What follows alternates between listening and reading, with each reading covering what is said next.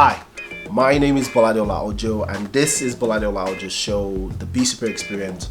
It airs on BSuper YouTube, BSuper Entertainment YouTube channel. And thank you for being part of us. We couldn't have done this without you. Please don't forget to like, share, subscribe, comment on the video, interact with us in 2016. We'd love to hear from you. Most of our viewers right now send us emails, but you know, a comment at the bottom of the screen will suffice. But any form of communication with us, we would appreciate and we would accept on Bolade Ojo's show. Okay, moving on. January was New Year resolution month. February, love and relationship. This month is not going to be dubbed. However, we're going to use this avenue to introduce to you a new segment on Bolade Ojo's show called One-on-One with Bolade. Okay, one-on-one with Bolade is simply what it is. Me and you will sit down like this and talk, and just talk about a certain topic, and I get to share my thoughts with you, and then you get to share your response, give me a response, or share your thoughts with me regarding the topic. So today, this webisode, the topic we are going to be talking about is character. Let me just say this quickly. Every time you see me on One-on-One with Bolade, I'm going to be sharing with you something about myself that you maybe you already know, or maybe you don't know. So I'm going to be sharing with you something about Bolade that you don't know or you already know. All right, and I would like to hear something about you that I don't know. Something about me that you do not know, or you may know, is that I'm a drummer. Okay, all right. That was hilarious. All right, I'm a drummer. I play drums, church, everywhere, gigs. I've been playing since I was age of 7. So yeah, play drums. You may wonder, where are your clips? Where are your videos? You know, I'll tell you what. One of my artists is about to drop an EP. When she drops the EP, I would share it on this platform for you guys to go hear me on the EP. I actually played the drums for the entire EP. So yeah. Looking forward to that. Okay, moving on. Character. A little exercise to define character. So think about somebody. Think about your dad, your mom, your sister, your brother, somebody. Just pick one person and think about them. Okay, now you're thinking about somebody. Now, this is not a magic trick, by the way. It's just an exercise. Think about a quality of this person. A quality of this person. Good or bad. A quality. Now, let me fine-tune that a little more. Think of a mental and moral quality of this person. Okay? A mental and moral quality of this person. Have you done that? Okay. What you just thought about is the person's character, and that's what character is. A character, by definition from the dictionary, is a mental and moral quality of an individual. So the person's trait, nature, makeup, person's composition, XYZ. So that means character has nothing to do with emotions. Character is simply something mental and moral quality of a person. Those are the keywords: mental, moral, quality.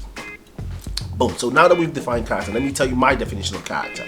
My definition of character is simply habits that will precede you and succeed you. Yeah, habits that will precede and succeed you. You see, there's a quote, a very famous Chinese proverb that says, and I'm going to paraphrase, and I don't know the author of the proverb. It says, and I'm going to paraphrase, like I said, be careful of your thoughts because they become your words. Be careful of your words because they become your actions. Be careful of your actions because they become your habits. Be careful of your habits because they become your character.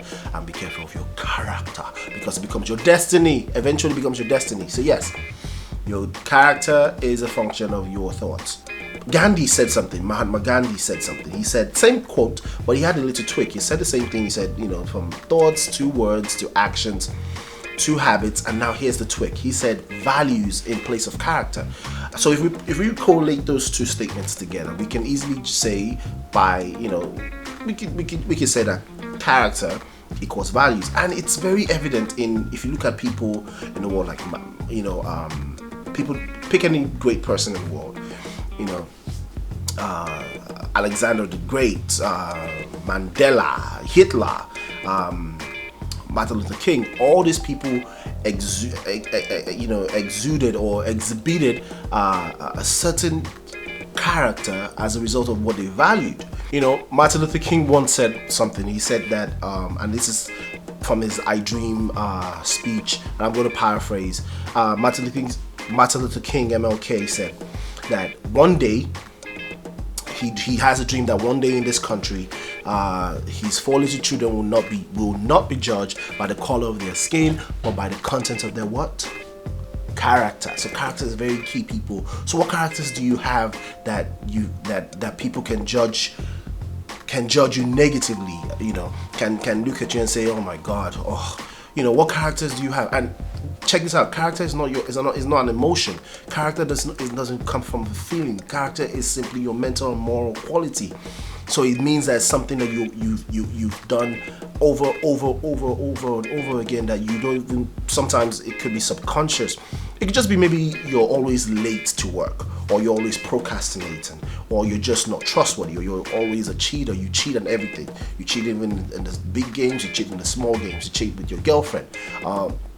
What is it that you do that your character is messing up because you have a bad character? Think about that for a second. And I'm going to share something with you quickly. It's very easy for someone to have a bad character, because bad character oftentimes are easy to adhere to, and good character is oftentimes looked as a weakness. Being trustworthy. And it depends on the scenario, but let's face it, if something precedes you before you even get into a situation, if somebody can think of you and judge you before they even meet you, or before they involve you in a situation, you should take that very seriously, because it precedes you. Decisions could be made behind your back as a result of what they know of you, as a result of your character, your traits. Very key. I personally felt that I have some things in my life that I needed to fix. Some traits, some habits that I needed to change, and I started this quest of fixing my character. And I decided to share with you guys.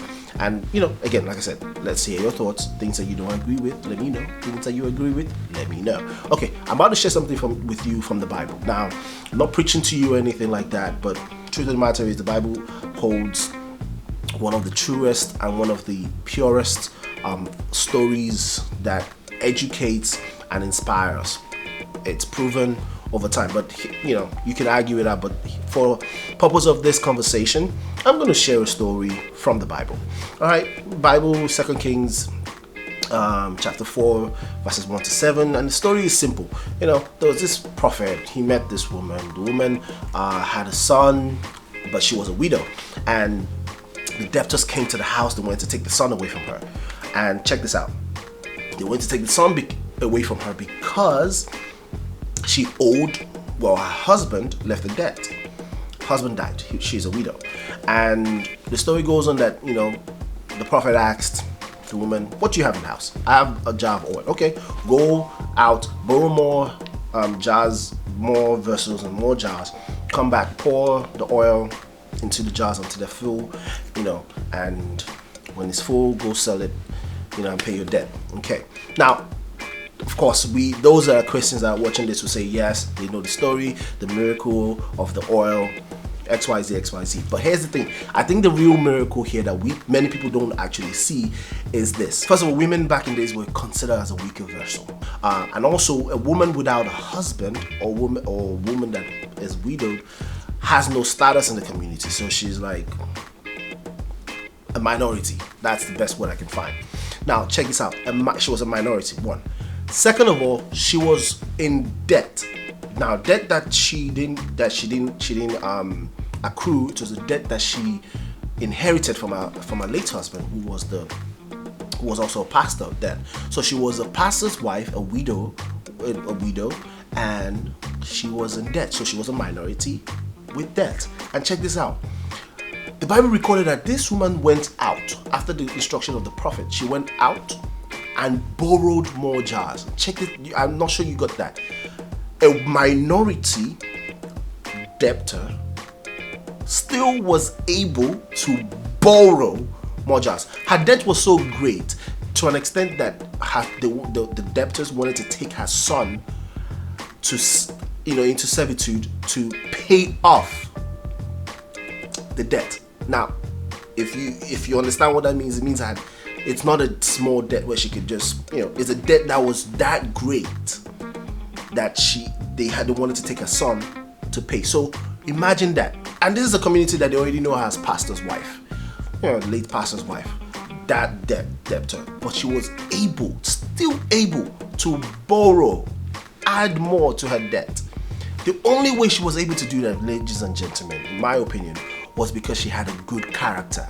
Her husband obviously did not have a good character because he was a debtor. God knows how he got into debt. But in my opinion, he was a debtor, and one of his characters was a debtor. But she wasn't that.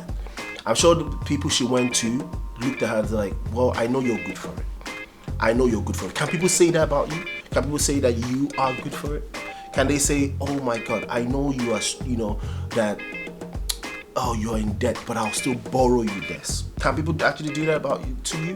What is it in your life right now that you can look at? And I'm being honest with myself, and I can say, oh my God, I need to fix this. What is it in your life that you could absolutely fix to become that superhero without a cape?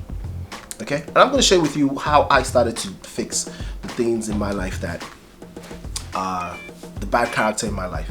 Number one, first of all, identify that you have a bad character. It's like I said, it's easier to have a bad character because it's easy to adhere to, and most of the time people don't even realize they have a bad character.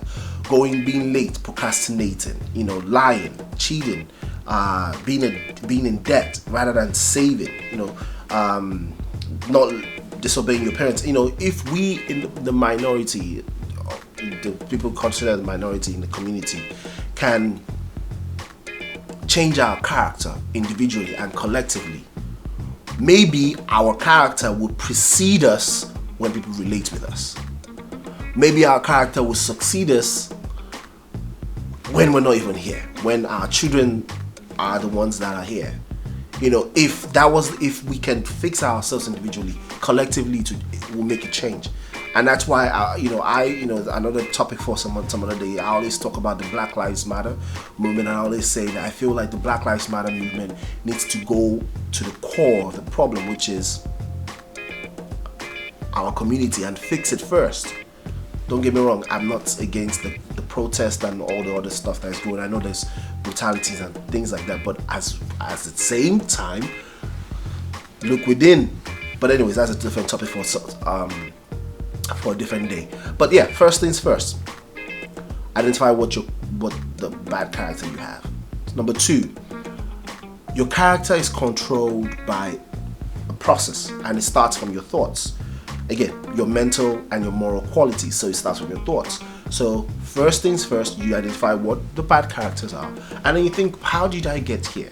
You trace it back to your thoughts, the things that you think about, because your thoughts becomes your words becomes your actions becomes your habits. So if you want to fix your character, which your habits become, you need to fix your thoughts. That's number two. And number three, reward yourself when you change, when you're changing, because change, fixing your character is not an easy task. It's not something that is popular. I think it's can be one of the most difficult things, because first of all, it's a change, and it's also something personal, so it could be very difficult. But when you are doing it, I encourage you to please reward yourself. Give yourself a pat in the back.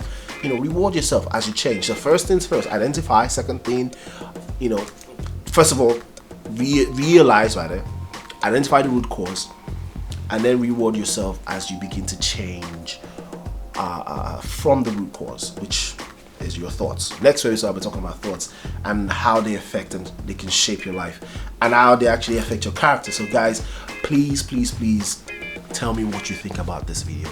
Tell me what you think about what I've just talked to you about, okay? And by the way, don't tell the person you were thinking about earlier what you thought about them. I know you were thinking they were bad. Okay, bye. Thank you so much for watching the webisode. This is Bolade Ojo. It's been a pleasure. I hope to do this again with you again sometime. If you enjoyed this, please like, share, comment, and be part of us in 2016. Peace out. Love you.